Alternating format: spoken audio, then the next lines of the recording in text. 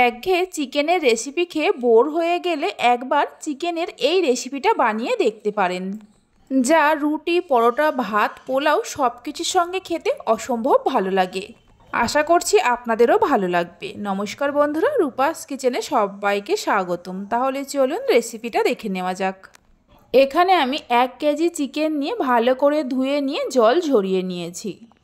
চিকেনের পিসগুলো একটু বড় করে কাটা আছে, আপনারা চাইলে এর থেকে আরেকটু ছোট করেও কেটে নিতে পারেন। এবার এর মধ্যে দিয়ে দেব 1 চামচ পাতিলেবুর রস। লেবুর রসের পরিবর্তে 1 চামচ ভিনিগারও দিতে পারেন। 1 চামচ দিয়ে দেব গোলমরিচ গুঁড়ো, 1 চামচ রসুন বাটা দেব, 1 চামচ আদা বাটা দিয়ে দেব, 2 চামচ জল ঝরানো টক দই দিয়ে দেব, হাফ চামচের মতো নুন দিয়ে দেব। এবার চিকেনের সঙ্গে সমস্ত মশলাগুলো খুব ভালো করে মিশিয়ে নিয়ে ঢাকা দিয়ে 30 মিনিটের জন্য রেখে দেব। আপনারা চাইলে এর থেকে বেশি সময়ের জন্য রাখতে পারেন। হাতে যদি সময় কম থাকে তাহলে 10 মিনিটের মতো রেখে দিয়েও রান্নাটা করে নিতে পারেন। দেখুন চিকেনের সঙ্গে সমস্ত মশলা খুব ভালো করে মিশিয়ে নেওয়া হয়ে গেছে। 30 মিনিট পর রান্নাটা শুরু করব। তার জন্য কড়াইয়ের মধ্যে দিয়ে দেব 1 চামচের মতো সাদা তেল। তেলের মধ্যে দিয়ে দেব 3টে মিডিয়াম সাইজের পেঁয়াজকে কুচিয়ে নিয়ে, 7-8টার মতো কাজু বাদাম দিয়ে দেব। গ্যাসের ফ্লেমটা লোতে রেখে পেঁয়াজ আর কাজু বাদাম হালকা করে ভেজে নেব। অবশ্যই গ্যাসের ফ্লেমটা লোতে রেখেই ভাজতে হবে। 4-5টার মতো চেরা কাঁচা লঙ্কা দিয়ে দেব। কাঁচা লঙ্কাটা আপনারা কম বেশি করে দিতে পারেন, মানে যেমন ঝাল খাবেন সেই মতো কাঁচা লঙ্কা দেবেন। পেঁয়াজ হালকা করেই ভাজতে হবে। খেয়াল রাখতে হবে পেঁয়াজের মধ্যে কোনো রকম লালচে কালার চলে না আসে। লো ফ্লেমে 3 থেকে 4 মিনিট সময় ধরে ভেজে নিয়েছিলাম। দেখুন ঠিক এরকম হালকা করে ভেজে নিতে হবে। পেঁয়াজ, কাজু বাদাম আর কাঁচা লঙ্কা হালকা করে ভেজে নেওয়া হয়ে গেছে। মিক্সার জারের মধ্যে তুলে রেখে দেব। তারপর একটু ঠান্ডা হলে ভালো করে পেস্ট করে নেব। আপনারা চাইলে শিলেতেও বেটে নিতে পারেন।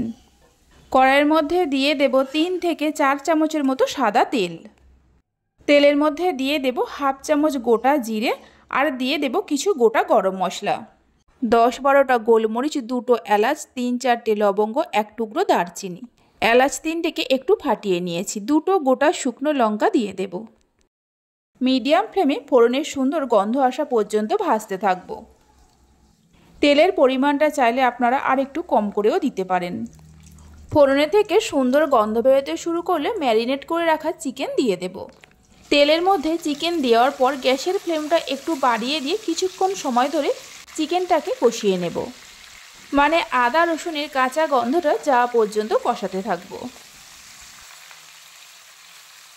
6 থেকে 7 মিনিট সময় ধরে চিকেনটাকে খুব ভালো করে কষিয়ে নিয়েছি। দেখুন চিকেনের কালারটাও চেঞ্জ হয়ে গেছে আর আদা রসুনের কাঁচা গন্ধটাও চলে গেছে।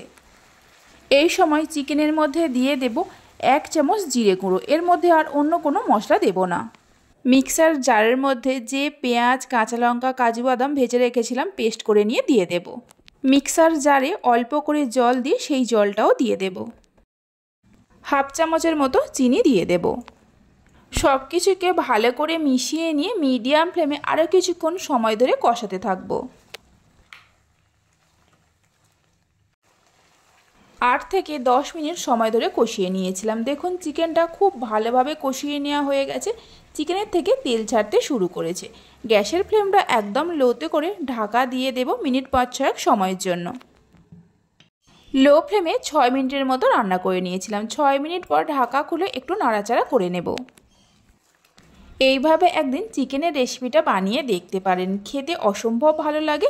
বাড়িতে বানালে খেয়ে কেমন লাগলো অবশ্যই আমাকে কমেন্ট করে জানাবেন। স্বাদ মতো নুন দিয়ে দেব।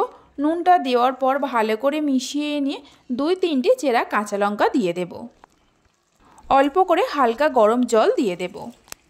তবে খুব বেশি জল দিতে যাবেন না।